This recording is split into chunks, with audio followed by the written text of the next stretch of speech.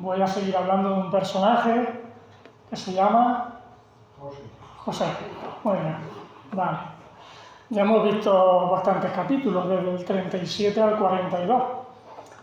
Y el último día, para ponernos en escena, dejamos a los hermanos de José en una situación muy complicada, una situación sin salida, en una encrucijada. ¿Por qué? Porque, si recordáis, en los 7 años de hambre que el faraón de Egipto tuvo en sueño, se están haciendo realidad, después de los 7 años de abundancia.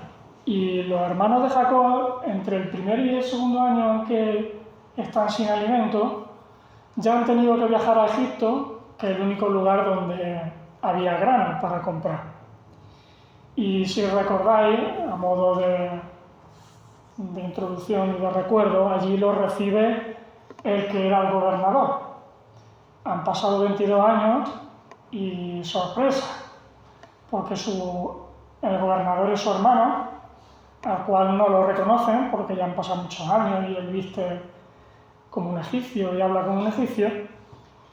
Y la sorpresa es que uno se esperaría el que el gobernador José lo recibiera con un abrazo, ¿no? A lo mejor si tú tuvieras que escribir la historia, que bien, ¿no? Pues que lo reciba con un abrazo, que se perdonen, que les dé el alimento que necesitan. Y no ocurre eso. José los acusa de ser espías y les habla de una manera áspera y dura. Y uno se queda un poco sorprendido. Qué raro, ¿no? Nuestro José, que hasta ahora se mantiene impecable en su carácter. Y es más, dice, os voy a encarcelar, porque hasta que no me traigáis al hermano que queda, no os voy a liberar. Bueno, luego cambia de opinión. Dice, os voy a dejar ahí a 9 de vosotros, me quedo con Simeón en la cárcel, a condición de que me traigáis al pequeño Benjamín. Así que los hermanos viajan de regreso de Egipto a Canaán a ver a su padre. Necesitan llevar a Benjamín de vuelta porque si no lo traen van a morir de hambre. Así que podemos imaginar que la carga psicológica y emocional de los hermanos de José yendo otra vez a su casa a hablar con su padre, pues una situación complicada, ¿no? ¿Por qué? Porque han ido ahí a comprar grano y se encuentran con que los tratan duramente y los acusan de ser espías. Y además, en mitad del viaje, se dan cuenta de que abren los sacos y dicen, pero si está aquí el dinero del grano. Bueno, ahora en vez de ser espías solamente, nos van a acusar de ser ladrones, porque aquí tenemos el dinero, no sabemos quién lo ha puesto. Y para colmo, pues eso que lo asusta mucho más porque tienen que regresar y contarle todo eso a su padre, ¿no? Y no sé si te puedes poner un poco en situación, ¿no? No pueden hacer nada para salir de esa situación, para manejarla. Encima no pueden demostrar que son inocentes, porque es que son inocentes. Así que te pones en la piel de los hermanos de José y en ese viaje dirían, vamos a terminar como esclavos en Egipto en el mejor de los casos. Vamos a terminar. Si somos capaces de llevarnos a Benjamín, mi padre con lo que ama a Benjamín se va a quedar sin él. Y es más, si no conseguimos lo que hemos venido a hacer, porque nos acusan de ser ladrones y espías, encima nuestro pueblo se va a morir de hambre. Y eso es un resumen de lo que vimos hasta el capítulo 42. Así que ahora tenemos el capítulo 43 y como muchos de vosotros estáis intrigados, ¿qué pasará? ¿No? Esta semana le contaba ya a Nayara la historia, me hacía un resumen. Digo, ¿te he dejado con las ganas? Dice, sí. Digo, pues venga, vamos a ver, este domingo la vamos a ver, cómo termina. Bueno, ¿cómo termina? ¿Cómo continúa? Vamos a leer el capítulo 43. Un poco extenso como siempre, pero la historia es sencilla de saber. Dice que el hambre era grande en la tierra. Y aconteció que cuando acabaron de comer el trigo que trajeron de Egipto, les dijo a su padre, volved y comprad para nosotros un poco de alimento. Y respondió Judá, que era uno de los hermanos, diciendo: aquel varón nos protestó con ánimo resuelto, diciendo: no veréis mi rostro si no traéis a vuestro hermano con vosotros. Si enviareis a nuestro hermano con nosotros, descenderemos y te compraremos alimento. Pero si no lo enviareis, no descenderemos, porque aquel varón nos dijo: no veréis mi rostro si no traéis a vuestro hermano con vosotros. Dijo entonces Israel, es decir, Jacob, el padre: ¿por qué me hicisteis tanto mal declarando al varón que teníais otro hermano? Y ellos respondieron: que aquel varón nos preguntó expresamente por nosotros y por nuestra familia, diciendo: ¿vive aún vuestro padre? ¿Tenéis otro hermano? Y le declaramos conforme a estas palabras. ¿Acaso podíamos saber que él nos diría: haced venir a nuestro hermano? Entonces Judá dijo a Israel su padre: envía al joven conmigo, y nos levantaremos e iremos, a fin de que vivamos y no muramos nosotros, y tú y nuestros niños. Y yo te respondo por él, a mí me pedirás cuenta. Si yo no te lo vuelvo a traer y si no te lo pongo delante de ti, seré para ti el culpable para siempre. Pues si no nos hubiéramos detenido, ciertamente hubiéramos ya vuelto 2 veces. Entonces Israel, su padre, le respondió: pues que así es, tomadlo. Tomad de lo mejor de la tierra en vuestro saco y llevad a aquel varón un presente: un poco de bálsamo, un poco de miel, aromas, mirra, nueces y almendras. Y tomad en vuestras manos doble cantidad de dinero, y llevad en vuestra mano el dinero vuelto en las bocas de vuestros costales. Quizá fue equivocación. Tomad también a vuestro hermano y levantaos, y volved a aquel varón, y el Dios omnipotente os dé misericordia delante de aquel varón, y os suelte al otro, vuestro hermano, y a este Benjamín. Y si he de ser privado de mis hijos, que lo sea, que así sea. Entonces tomaron aquellos varones el presente y tomaron en sus manos doble cantidad de dinero y a Benjamín, y se levantaron y descendieron a Egipto y se presentaron delante de José. Y vio José a Benjamín con ellos, y dijo al mayordomo de su casa: lleva a casa a esos hombres, y degüella una res y prepárala, pues estos hombres comerán conmigo al mediodía. E hizo el hombre como José dijo, y llevó a los hombres a casa de José.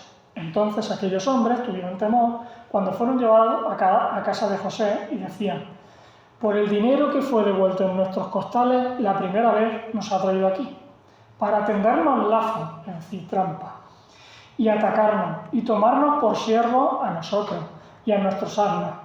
Y se acercaron al mayordomo de la casa de José, y le hablaron a la entrada de la casa y dijeron: ay, señor nuestro, nosotros en realidad de verdad descendimos al principio para comprar alimentos. Y aconteció que cuando llegamos al mesón y abrimos nuestros costales, he aquí el dinero de cada uno estaba en la boca de su costal, nuestro dinero en su justo peso, y lo hemos vuelto a traer con nosotros. Hemos también traído en nuestras manos otro dinero para comprar alimentos. Nosotros no sabemos quién haya puesto nuestro dinero en nuestros costales.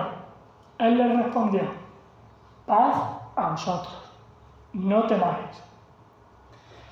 Vuestro Dios y el Dios vuestro, de vuestro Padre, os dio el tesoro en vuestros costales.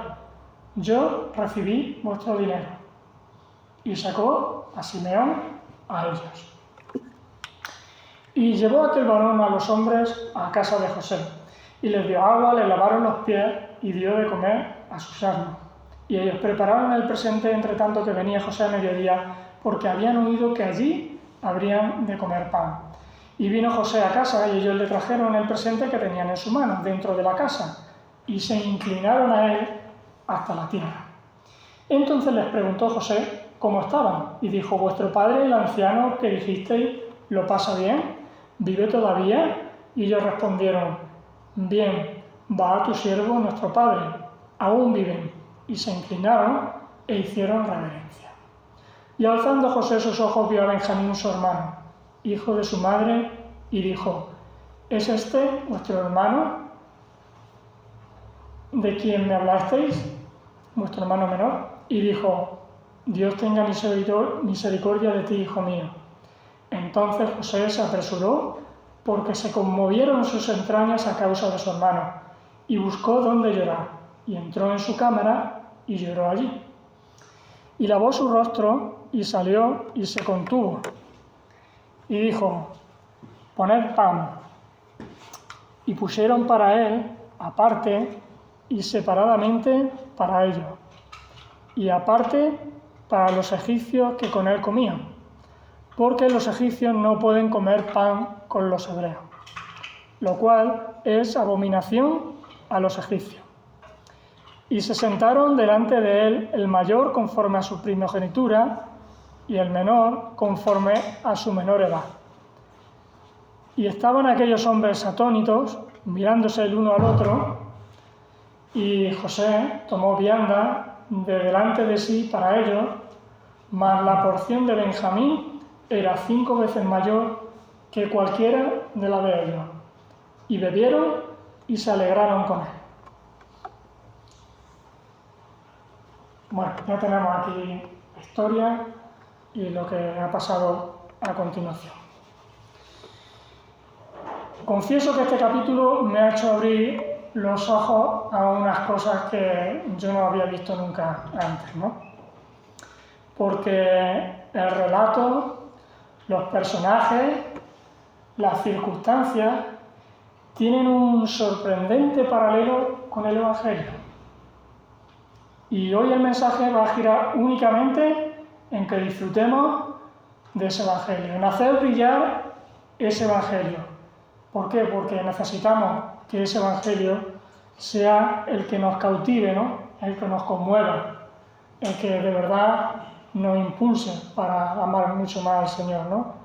Y espero que esta historia pues sirva para ver esa profundidad y esa belleza del mensaje del Evangelio. Así que esa es mi intención en esta mañana. Quizá no voy a ir hablando de aplicaciones prácticas como he hecho otras veces, porque es tan rico todo lo que se cuenta en esta historia y que nos habla del Evangelio que me ocupa la predicación entera. Bueno, este texto se divide en dos partes, como dos escenas, ¿no? En la primera son los 15 primeros versículos y allí es cuando se relata que los hermanos vuelven a Canaán y tienen que hablar con su padre Jacob y le tienen que pedir que dejen ir a Benjamín. Tienen que convencerlo, ¿no?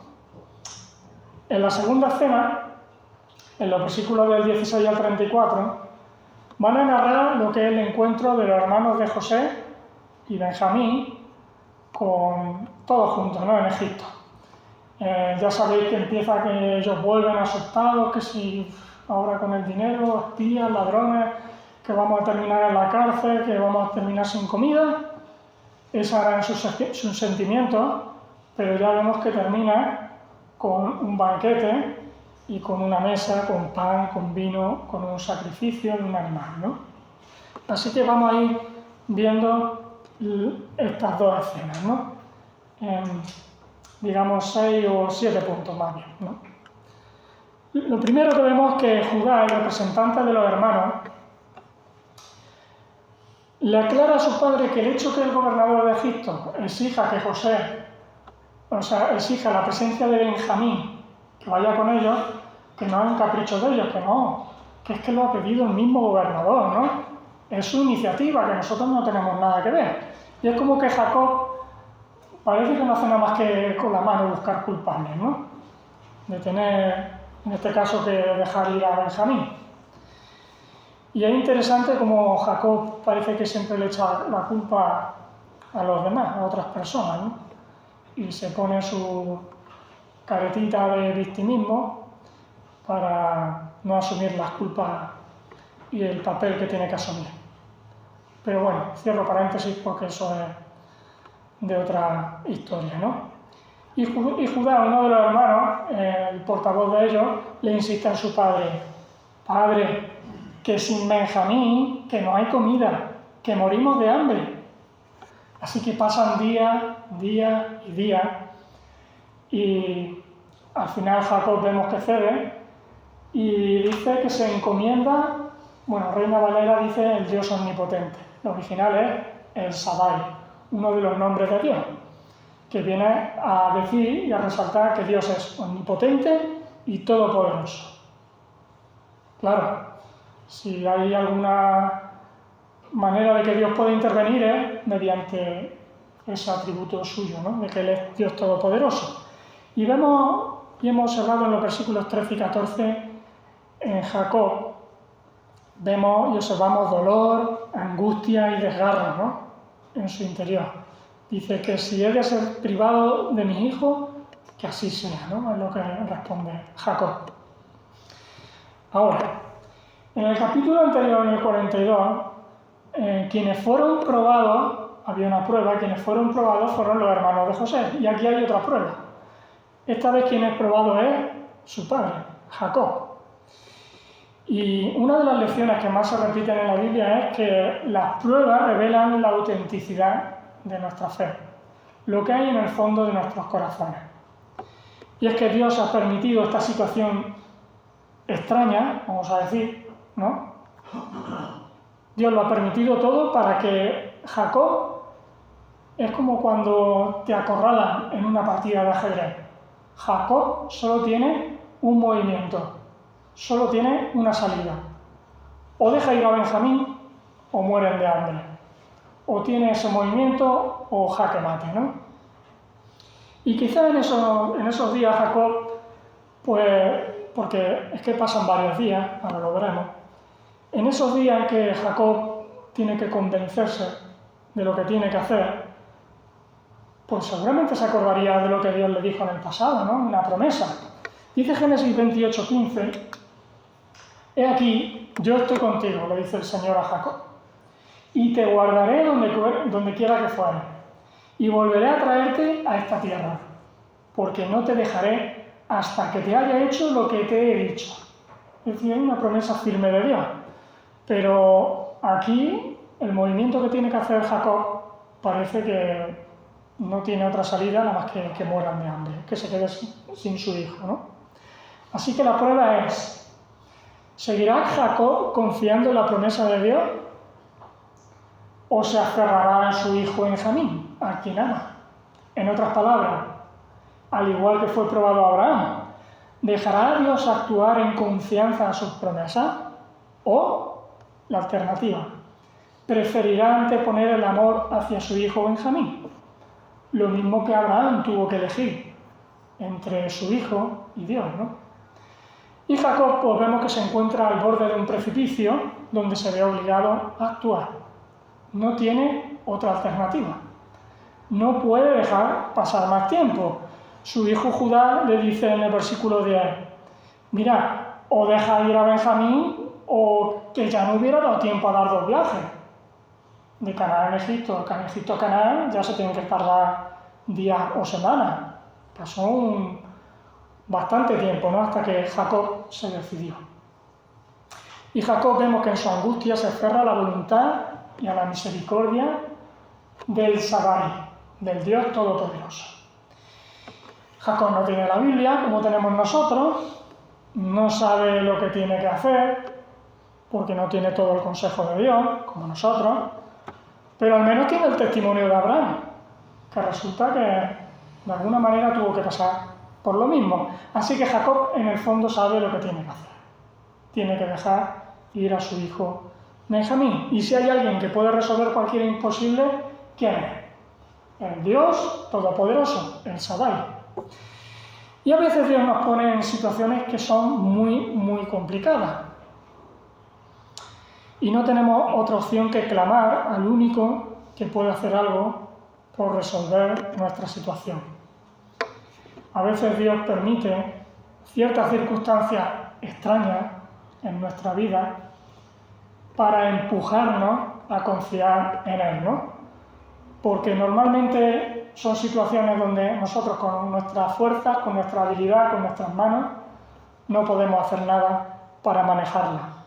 Necesitamos siempre la ayuda de alguien todopoderoso. Necesitamos fe en que alguien nos rescate. Y estos son los antecedentes que muchas personas experimentan antes de que la luz del Evangelio resplandezca con total fuerza en sus corazones. Y el ánimo, la promesa, la enseñanza que vemos aquí también es que si alguna vez te sientes así, déjate llevar y confía en el único que puede ayudarte. ¿Quién es? El Shaddai, el Dios Todopoderoso. Para Él no hay imposibles, ¿no? La salvación requiere 2 ingredientes: fe y arrepentimiento. Aquí tenemos el primer ingrediente y el primer requisito de la salvación: fe en Dios como el único Salvador. Después veremos el arrepentimiento, el segundo requisito. Ahora, Jacob por fin cede y deja ir a Benjamín. Y podemos ver, y como si viéramos la historia, y los hermanos después de varios días, que Jacob, mi padre que no se decide, y dice, venga, llevároslo. Y casi podemos sentir a los hermanos decir, menos mal, ¿no? Ahora al menos con Benjamín hay una esperanza, ¿no?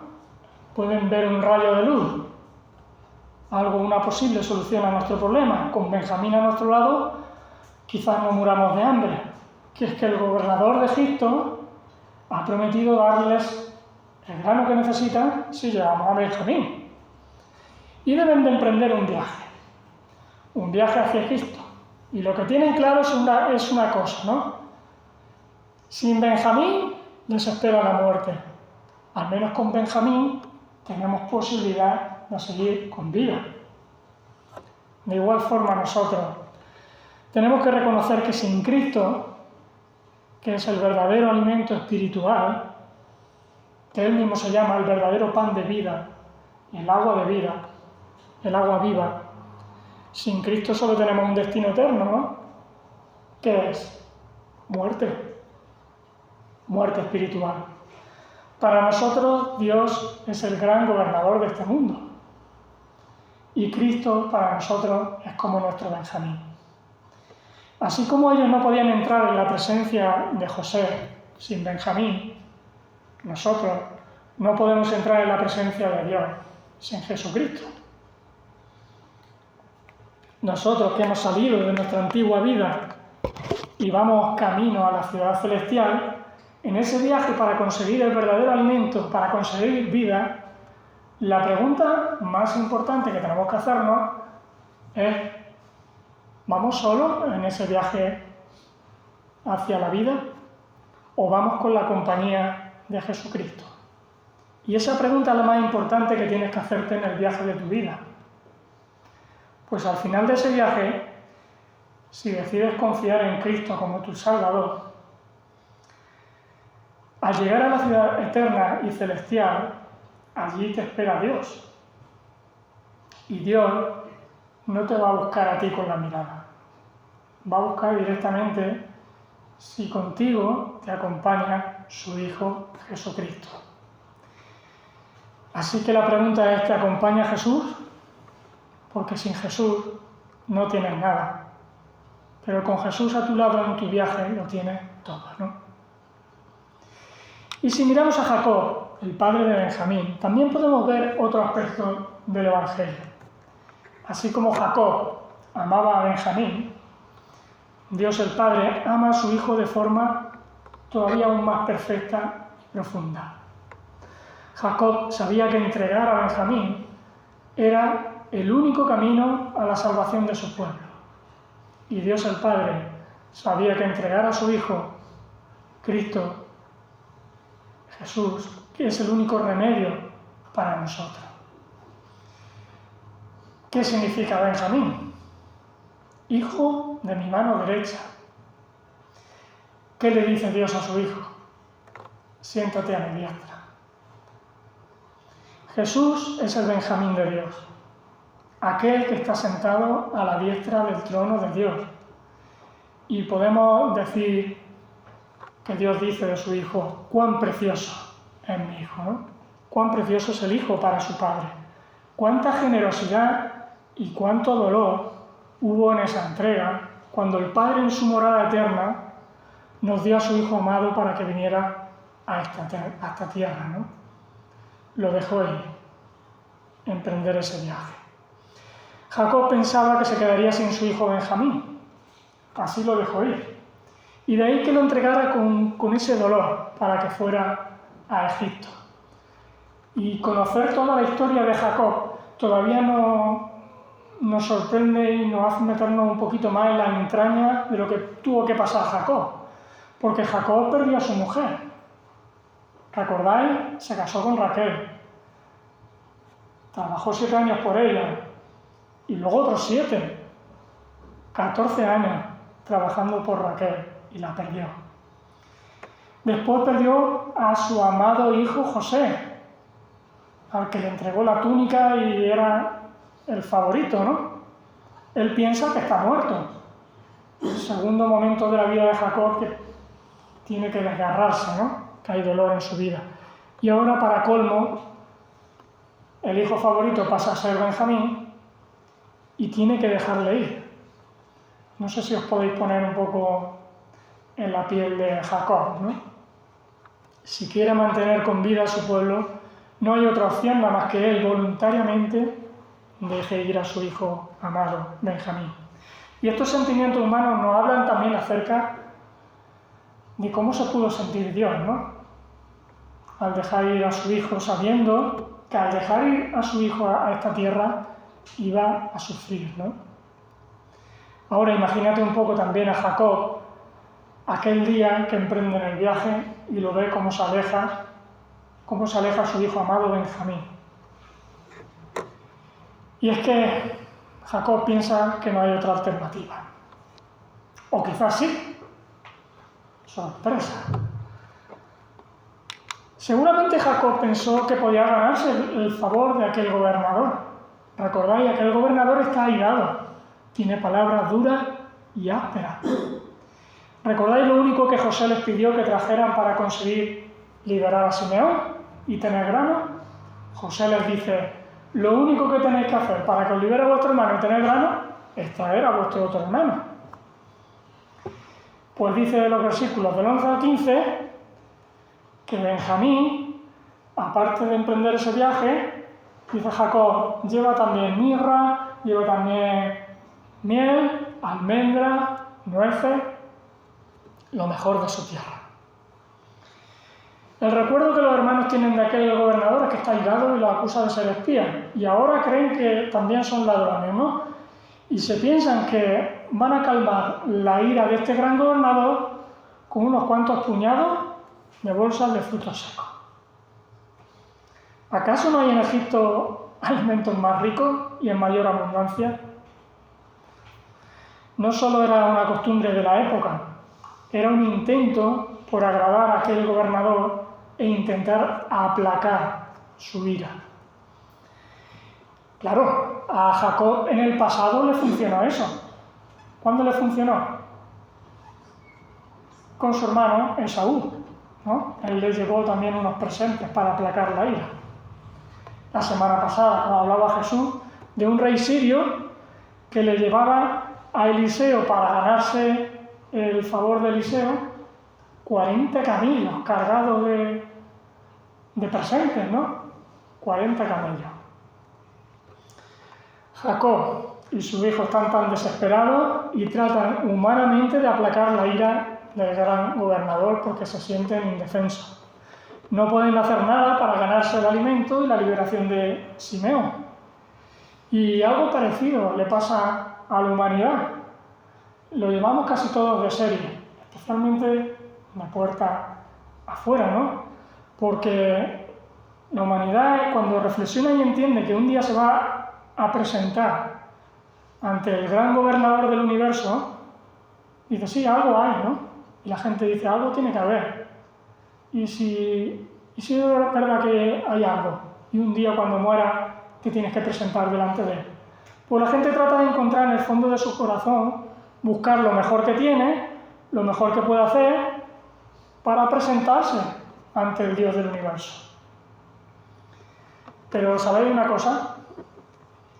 Eso es como si te buscas en el bolsillo, sacas 2 céntimos y le dices ahora a Trump, el de Estados Unidos, toma, deja de ponerme aranceles. y vas con don Céntimo. Es absurdo, ¿verdad? Y ese es el pensamiento humano. Pensamos que podemos impresionar a Dios con lo mejor que tenemos.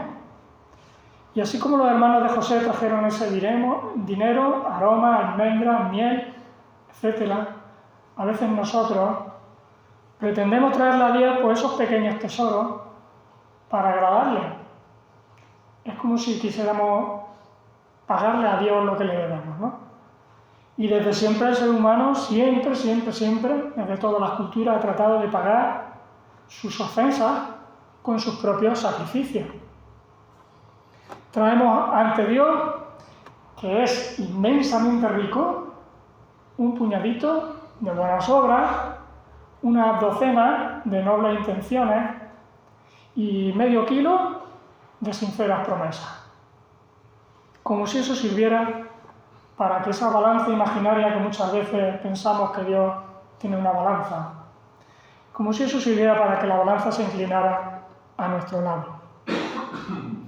En nuestra historia, el gobernador no probó la miel y dijo, qué buena, y traen 3 kilos, os dejo entrar a mi palacio. No. El gobernador lo podemos ver, lo podemos observar así. 11. Traen a Benjamín. Y cuando él encontró a Benjamín con su mirada, su corazón se quebrantó por dentro. Saltó de alegría, pero se puso a llorar. Del mismo modo, a veces tú y yo pretendemos acercarnos a Dios con nuestras ofensas, con nuestros sacrificios, con nuestros esfuerzos. Queremos a veces agradar a Dios con lo poco que tenemos en la pequeña despensa de nuestro corazón y no nos damos cuenta que Dios lo que pretende ver en ti es a su Hijo Jesucristo. Porque Dios quiere ver en tu vida al Señor Jesús. Y cuando te presentes delante de su trono, Dios no va a probar la miel de tus méritos humanos, de tus obras. No. Dios buscará con su mirada si tú vas acompañado de su Hijo amado. Así que la pregunta es, ¿está Cristo en tu corazón? Porque no hay nada más que pueda complacer a Dios, nada más que pueda calmar su ira ni hacer brillar su rostro. Solo su Hijo amado. Así como José pidió a sus hermanos que vinieran con Benjamín porque deseaba verle, Dios el Padre nos pide a nosotros que vengamos con Cristo porque desea verle a Él. Y con esto no quiero enfatizar un extremo, ¿vale? Que diga que no debemos de hacer sacrificios por amor al Señor. No estoy diciendo eso, ¿no? Estoy diciendo que Dios se goza cuando ve en sus hijos un espíritu de entrega y de abnegación, porque Dios se goza con tu servicio. Tu servicio a Él siempre y cuando te acerques con Cristo. Y cuando te acercas con Cristo no lo vas a hacer con intenciones egoístas, egocéntricas, hipócritas, ocultas, etc. No, Dios no te deja, Cristo no te deja acercarte así. José no recibió a sus hermanos porque venían con las almendras, con la miel, etc. No, aceptó esos presentes porque venían con Benjamín. Y cuando se acercaron, vio a Benjamín con ellos y dio orden a un mayordomo para que preparara un banquete en su casa. Con Benjamín hay celebración. Y así será también en tu vida, en nuestra vida, cuando Dios nos llame a su presencia y nos acerquemos al trono de su majestad. Dios te verá llegar, no te va a mirar si vas cargado de tus regalos, de tus mejores obras, intenciones, no. Dios solo verá si vienes acompañado o vienes solo. Porque si vas tú solo, te vas a enfrentar a la justa ira de Dios. De igual manera que José estaba airado, ¿no? Y no dejaba acercarse si no era con Benjamín. Pero si llegas acompañado por Jesucristo, el Padre lo verá a él y va a dar una orden de inmediato a sus ángeles. Dios dirá: aquel viene con mi Hijo amado, con el Hijo de mi mano derecha. Así que preparad banquete, un banquete celestial, y que haya fiesta.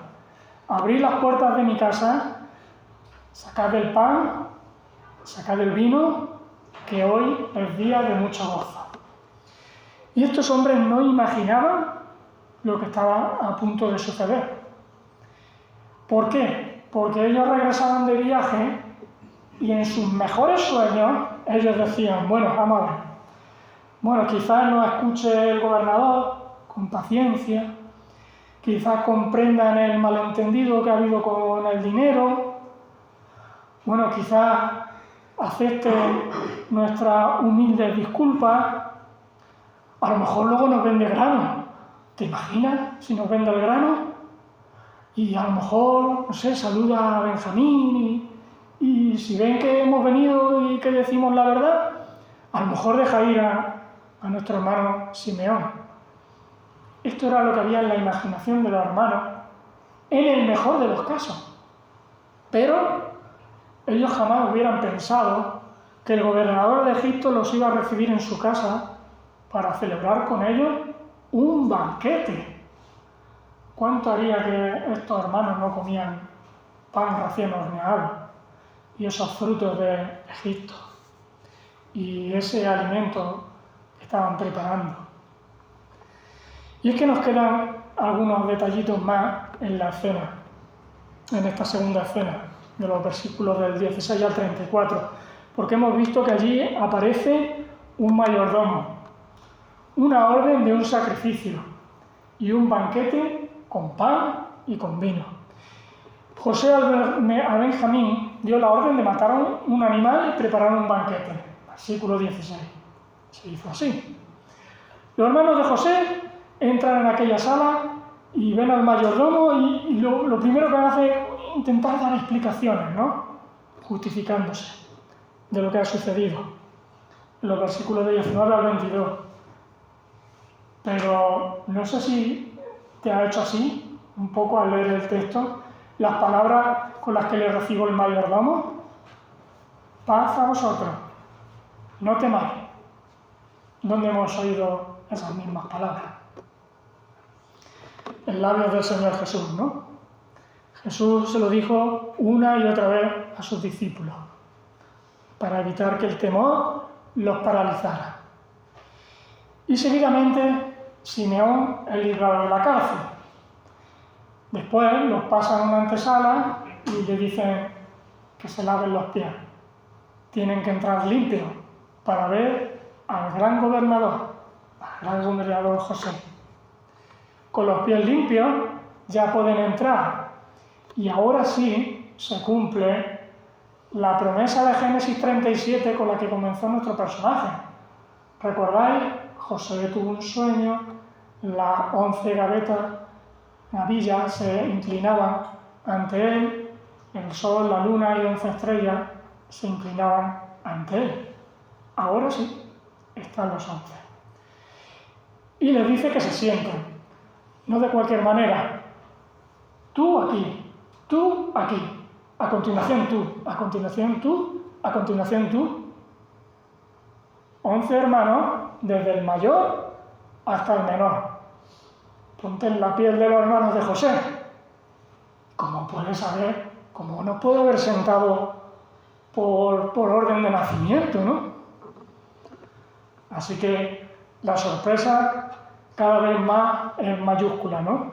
Han entrado atemorizados y son recibidos en una mesa llena de manjares, llena de pan, de vino, y lo está acomodando alguien que parece conocerlo mucho más de lo que ellos se piensan, ¿no?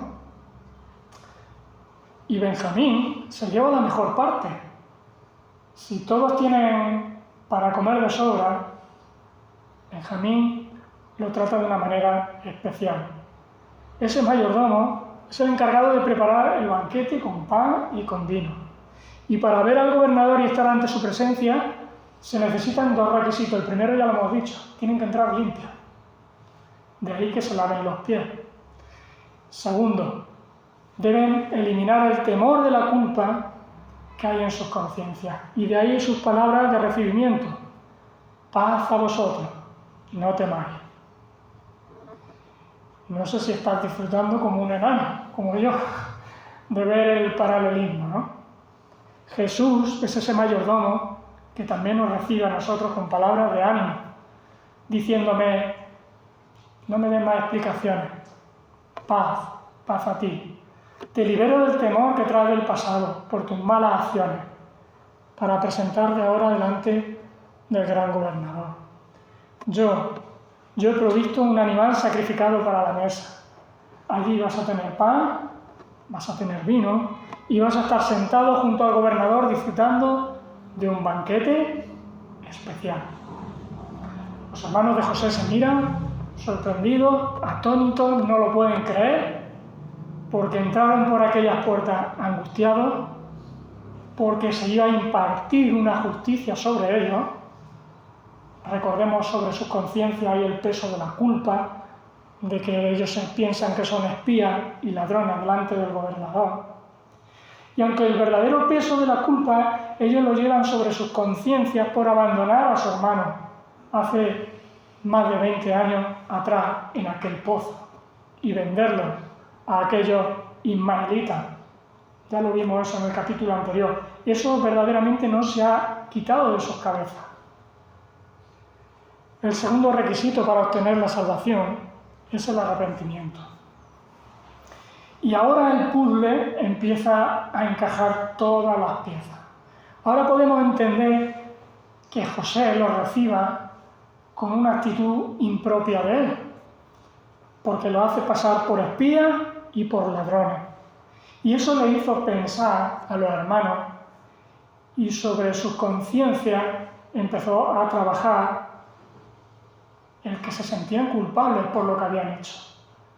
Necesitaban arrepentirse, pero para arrepentirse de verdad y de corazón, primero necesitan ver su pecado, necesitan ver su maldad. Todo fue, evidentemente, orquestado e impulsado por el mismo Dios, hablando a José acerca de lo que tenía que hacer. Ahora sí cuadra, ¿verdad? Ahora sí cuadra que nuestro inmaculado José, que lo hemos presentado hasta ahora así, le abre de manera tan áspera. Tiene que llevarlo a ver con sus propios ojos su pecado, la realidad de su maldad, porque necesitaban arrepentirse, porque sin arrepentimiento de tus pecados nadie puede acercarse a Dios. Vemos fe en Jacob encomendándose a Dios Todopoderoso y ahora vemos aquí el segundo requisito, arrepentimiento en los hermanos. El Evangelio no puede manifestarse si no hay fe y arrepentimiento de corazón. Y cuando se dan estos dos requisitos, se abren las compuertas de la gracia. Dios manifiesta su gracia. Gracias a que Benjamín van con ellos, en lugar de recibir justicia y castigo, son sorprendidos con gracia. Es decir, los hermanos de José no tuvieron que pagar por el banquete. Nosotros hoy día queremos entrar en un self-service, tener multitud de manjares y cuesta el dinero, ¿verdad? Ellos no tuvieron que pagar. Tampoco pagaron ni por los alimentos, ni por los delitos cometidos, y es más, en la justicia que se tenía que haber hecho, ninguno de ellos murió. No se merecen ese banquete, pero están allí. Y eso es la gracia. La gracia es recibir algo que no merece. Y esto es lo que nos espera a los que hemos sido lavados con la sangre de Cristo, a los que hemos confiado en Cristo, a los que caminamos con Él de viaje a la ciudad eterna y celestial. ¿Qué nos espera? Una morada eterna, en la casa del Padre, un banquete celestial.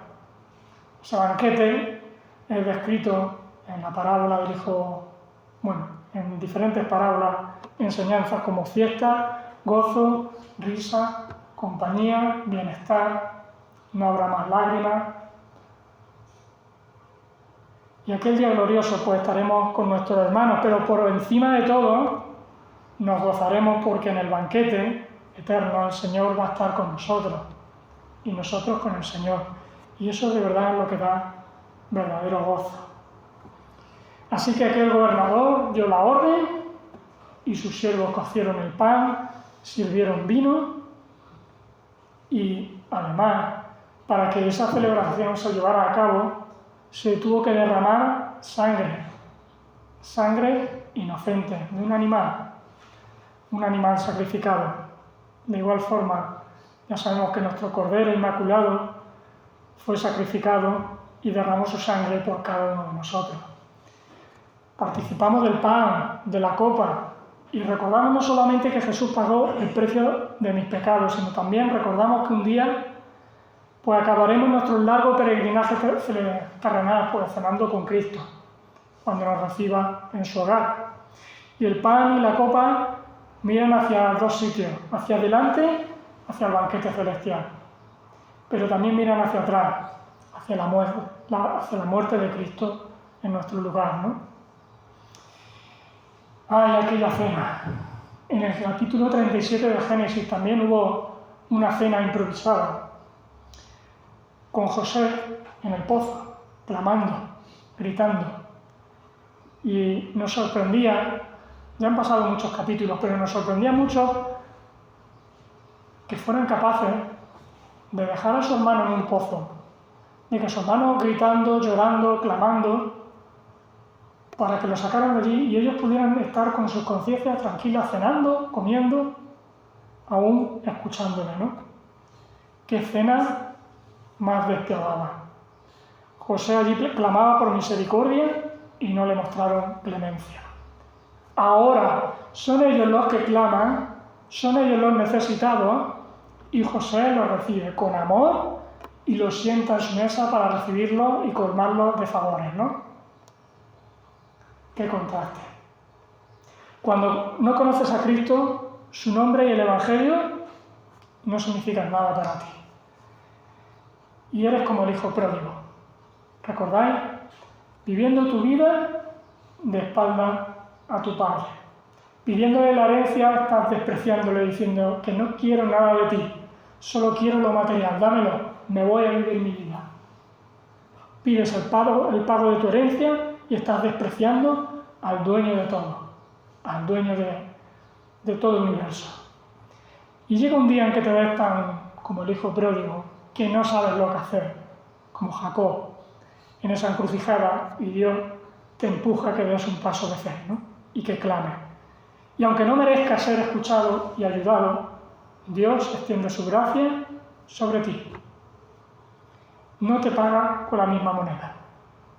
No, porque Él no es como nosotros. La lección es que sin duda su gracia siempre es mayor que tu maldad.